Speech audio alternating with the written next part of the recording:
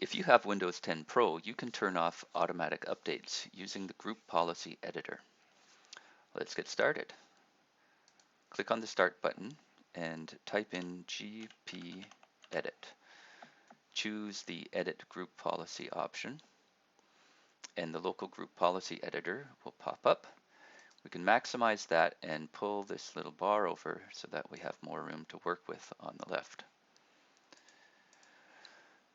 Now on the left, you want to go to Computer Configuration and then Expand Administrative Templates, and then expand Windows Components, and under Windows Components find Windows Update.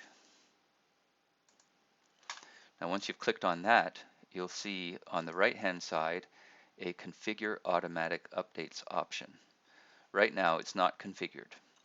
On the left hand side you see a description of the item, which is true for all of them.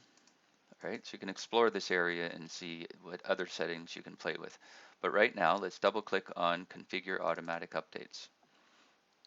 We'll get this options area.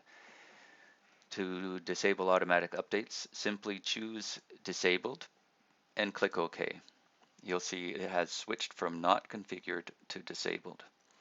That's all you really need to do, other than restarting your machine so that the new policy can apply.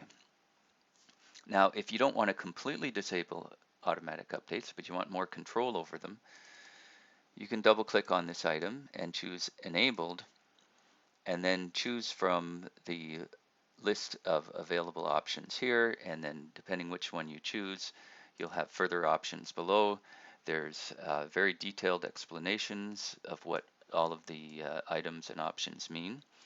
Right, so you can explore this area in detail and get a finer tuned control over how automatic updates arrive on your machine.